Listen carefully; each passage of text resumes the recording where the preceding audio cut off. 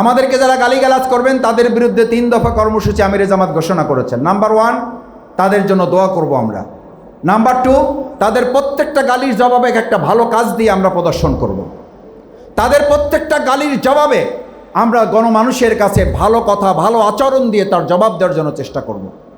সেই প্রেসিডেন্ট তখন বলেছিল, আমি 3টা কারণে তাকে গ্রেপ্তার করার নির্দেশ দিচ্ছিলাম। নাম্বার 1, এই লোক যতক্ষণ পর্যন্ত আমাকে গালিগালাজ করবে ততক্ষণ প্রত্যেকটা গালিতে আমার নাম উচ্চারণ করতেছে। আমি এত কথা আমার নিজের প্রচার করতে পারতাম না, সে যে আমার নাম প্রচার করতেছে, অপপ্রচার একটা প্রচারেরই অংশ। এই প্রচার তাকে করতে দাও, কারণ তার নিজের নাম নেওয়ার সময় নেই, আমার নাম নীতি তার টাইম শেষ হয়ে যাচ্ছে। 2 নাম্বার হচ্ছে, আমার বিরুদ্ধে গালিগালাজ করার এত গবেষণা তার করতে হচ্ছে যে জাতিকে দেওয়ার মতো তার কোনো গবেষণা করতে হবে এই প্রয়োজন সে অনুভব করবে না। আমাদের নিয়ে তো কেউ গালিগালাজ করার অনুসন্ধান কেন্দ্র এবং গবেষণা কেন্দ্র করেছে বলে আমাদের কাছে তথ্য আছে, টিম করা হয়েছে। আমি বলি মাঝে মধ্যে, সজীব জয় মহোদয় উনি 2.5 লক্ষ কর্মী নিয়োগ করেছিলেন, তোমরা নিশ্চয়ই জানো। তখনকার ছাত্রলীগ তো কোনো কাজ নাই, চাঁদা তুলতে যখন চাঁদা শেষ, চাঁদাও দেওয়ার আর নেওয়ার আর জায়গা নাই, তুলবে কাদের? বিরোধী দল তো কেউ নাই, নিলে তো নিজেদের কাছ থেকে চাঁদা নিতে হয়। এই অবস্থা যখন তৈরি হয়েছে তখন তারা পরামর্শ করলো কি করা যায়, নিজেদের অর্থের টাকা নিজেদের লোকদেরকে ভাগ করে দেওয়ার অংশ হিসাবে 2.5 লক্ষ কর্মী নিয়োগ করা হয়েছিল আমাদের বিরুদ্ধে কাজ করার জন্য। আমি তখন বলেছিলাম, আপনারা 2.5 লক্ষ লোক নিয়োগ করেছেন সরকারিভাবে, আর 2.5 লক্ষ লোককে মোকাবেলা করার জন্য বাংলাদেশের 10 কোটি মানুষ নিজের পকেটের টাকা খরচ করে তার জবাব দেওয়ার জন্য প্রস্তুতি গ্রহণ করে আপনাদেরকে সামাজিক যোগাযোগ মাধ্যমে 5ই আগস্টের আগেই বিদায় করে দিয়েছিল। আপনাদের মনে আছে শেখ হাসিনা বলেছিল 5ই আগস্ট হয়েছে আমার আনুষ্ঠানিক পরাজয়, আর তারও 6 মাস আগে মিডিয়ায় গণমাধ্যমে আমার পরাজয় তারা নিশ্চিত করে দিয়েছিল। আজকে যদি কেউ আমাদের বিরুদ্ধে গালিগালাজ করে বিজয় নিতে চান, তাহলে মনে রাখেন গবেষণা করতে করতে আমাদের বিরুদ্ধে আপনারা জাতিকে দেওয়ার মতো আর পরে কিছু খুঁজে পাবেন না। সুতরাং এগুলোতে আমরা মনোযোগ দিতে চাই না, কোনো গালিগালাজের জবাব আমরা দিতে চাই না, জিহ্বা কেটে ফেলার জবাব আমরা ঠ্যাং কেটে ফেলার জন্য দিতে চাই না। এই জন্য তারা বর্তমানে আমাদের কোনো কথা বলতে না পেরে সেই ঐতিহাসিক, প্রাগ ঐতিহাসিক সময়ের কথা বলে শিবির এক সময় রক কাটতো। কখন কাটতো? তখন তোমাদের জন্ম হয় নাই, তোমরা বুঝতে পারবা না। আমরা পরিষ্কার বলতে চাই, এইসব আজগুবি গল্প বলে ঢাকা বিশ্ববিদ্যালয় হারিয়েছেন, জাহাঙ্গীরনগর বিশ্ববিদ্যালয় হারিয়েছেন, এই 18 কোটি মানুষের বাংলাদেশে আপনাদের হাতছাড়া হওয়ার অপেক্ষায়। আপনারা গালি দিবেন, আমাদের এই দেশের ছাত্র জনতা ব্যালটের মাধ্যমে তার জবাব দিবে। যে জবাব তারা ঢাকা বিশ্ববিদ্যালয় দিয়েছে, যে জবাব তারা জাহাঙ্গীরনগর বিশ্ববিদ্যালয় দিয়েছে, আমরা গালির জবাব গালি দিয়ে দেব, আমরা গালির জবাব ফ্রিজ দিয়ে দিব, আমরা গালির জবাব এসি দিয়ে দিব। মার্কিন প্রেসিডেন্ট তখন 3 নাম্বার বলেছিলেন, আমি যে কারণে তারা গ্রেপ্তার করতে নিষেধ করছি তার অন্যতম একটা কারণ হলো আমাকে নিয়ে সে যেই পরিমাণে ব্যস্ত আছে, ওই পরিমাণে ব্যস্ত যদি সে তার দল নিয়ে থাকে তাহলে তো আমার দলের চেয়ে সে এগিয়ে যাবে, সুতরাং তাকে এই কাজে ব্যস্ত থাকতে দেওয়া হোক। আমরা আমাদের ব্যাপারে যারা কথা বলেন, সমালোচনা করেন, আমরা সমালোচনা বুক পেতে নেওয়ার জন্য রাজি আছি। এই জন্য রাজি আছি, আমরাও মানুষ, আমাদের ভুল আছে, ভুল হইতে পারে না। আমিরে জামাত ডক্টর শফিকুর রহমান বলেন আমাদের ভুল আছে, আমাদের ভুল হতে পারে না, ভুল হয় আমাদের, কিন্তু সেই ভুলটা সংশোধন করার জন্য আমাদের আন্তরিকতা আছে। আমরা শুধুমাত্র ধরা পড়লে বহিষ্কার, না ধরা পড়লে পুরস্কার, এই নীতিতে আমরা বিশ্বাস করি না। আমরা বিশ্বাস করি ব্যক্তি হিসাবে জামাত ইসলামী ছাত্র শিবিরও যদি অন্যায় করে, প্রচলিত আইনে শুধু নয় সাংগঠনিকভাবে এমন শাস্তি তাকে দেওয়া হয়, ভবিষ্যতে এরকম আর কোনো অন্যায় করা দুঃসাহস আমাদের কোনো কর্মী করতে পারে না। আমি ইসলামী ছাত্র শিবিরের একজন কর্মী ছিলাম,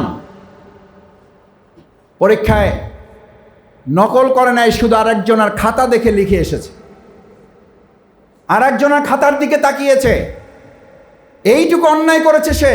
নিজ দায়িত্বে এসে বিশ্ববিদ্যালয়ের সভাপতির কাছে ব্যক্তিগত কন্ট্যাক্টের জন্য এসে বসে আছে। আমাদের প্রোগ্রাম নামাজ শেষ করে এসে দেখি রুমে বসা। কি হয়েছে ভাই? একটা প্রবলেম হয়ে গেছে, একটা অন্যায় করে ফেলেছে, একটা সমস্যা হয়ে গেছে, আমার সমাধান দরকার। আমি মনের দিক থেকে স্থির হতে পারছি না, আমি অস্থিরতায় ভুগছি, আমার করণীয় কি? আমি বললাম কি হয়েছে বলেন, সমস্যাটা কি, অসুবিধা কি হয়েছে? বলছে ভাই কেউ দেখে নাই, শিক্ষক আমাকে হল থেকে বের করে দেয় না, আমাকে সাসপেন্ড এক্সপেল কিছুই করা হয় নাই, আমি বললাম পরীক্ষা কেমন হয়েছে? বলছে পরীক্ষা ভালো হয়েছে। তো সমস্যাটা কি? আপনাকে এক্সপেল করা হয় নাই, সাসপেন্ড করা হয় নাই, আপনাকে ওখানে ধরা হয় নাই, কি সমস্যা হয়েছে? বলছে ভাই আমি তো একটা প্রশ্নের জবাব আমার এক বন্ধুর খাতা থেকে লিখে দেখে এসেছি, আমি ছাত্র শিবিরের একজন শপথের কর্মী, আমার ঈমান আমার শপথ কি ঠিক আছে? আমি তখন বললাম আপনাকে তো কেউ দেখে নাই, আপনাকে তো কেউ শাস্তি দেয় নাই, তাহলে সমস্যাটা কি? তখন বলেছিল যে ভাই আমাকে যখন শপথ দেওয়া হয়েছিল তখন আমাকে বলা হয়েছিল যে আমি যেন আল্লাহকে ভয় করি, আমি আল্লাহকে ভয় করি, আপনার কাছে এটা প্রকাশ করেছি যাতে আল্লাহ আমাকে ক্ষমাসুন্দর একটা রাস্তা তৈরি করে দেন। আমার সম্মানিত ভাইয়েরা, সেই ছাত্র শিবিরের নাম হচ্ছে আজকের বাংলাদেশ ইসলামী ছাত্র শিবির।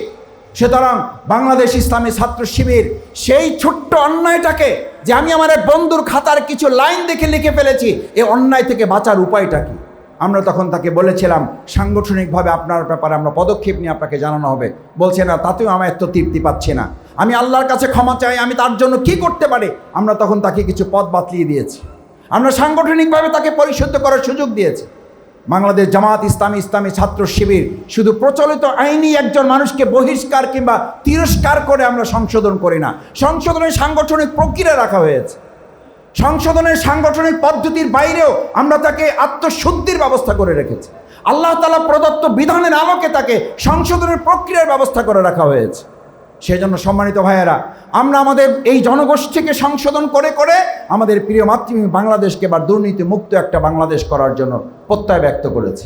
আপনারা ইতিমধ্যে লক্ষ্য করেছেন, বাংলাদেশ শুধু নয়, বাংলাদেশের বাইরের বিভিন্ন রাষ্ট্রগুলো দুর্নীতিমুক্ত একটা বাংলাদেশ বিনির্মাণের জন্য বাংলাদেশ জামাত ইসলামীর সাথে তারা কাজ করার জন্য আগ্রহ ব্যক্ত করেছে।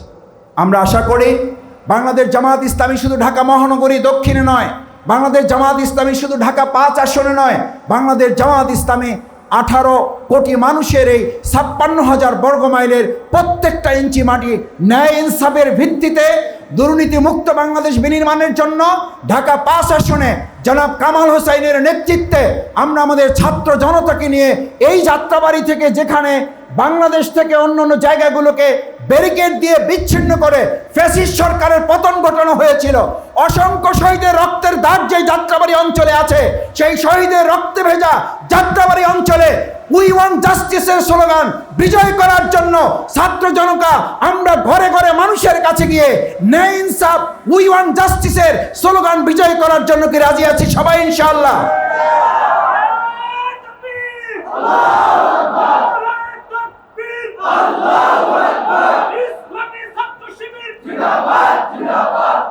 প্রিয় ছাত্র ভাইয়েরা, আসুন বাংলাদেশ জামাত ইসলামী ইসলামী ছাত্র শিবির জনতাকে সাথে করে নিয়ে 2024-এর জুলাই আগস্টের গণ অভ্যুত্থানে যেভাবে উই ওয়ান্ট জাস্টিসের জন্য আপনারা স্লোগান তুলেছিলেন, সেই উই ওয়ান্ট জাস্টিসের জন্য আগামী ত্রয়োদশ জাতীয় সংসদ নির্বাচন লেভেল প্লেইং ফিল্ড জুলাই সনদের ভিত্তিতে পিয়ার পদ্ধতির মাধ্যমে অনুষ্ঠিত হবে এবং তার মাধ্যমে জনগণের প্রতিফলন নিয়ে আমরা উই ওয়ান্ট জাস্টিসের একটি রাষ্ট্র প্রতিষ্ঠা করব, সেই প্রত্যাশা ব্যক্ত করে সবাইকে ধন্যবাদ জানিয়ে আমার কথা শেষ করছি। আল্লাহ হাফেজ। বাংলাদেশ জিন্দাবাদ, বাংলাদেশ জামাত ইসলামী জিন্দাবাদ। মোবারকবাদ আমাদের প্রধান অতিথিকে।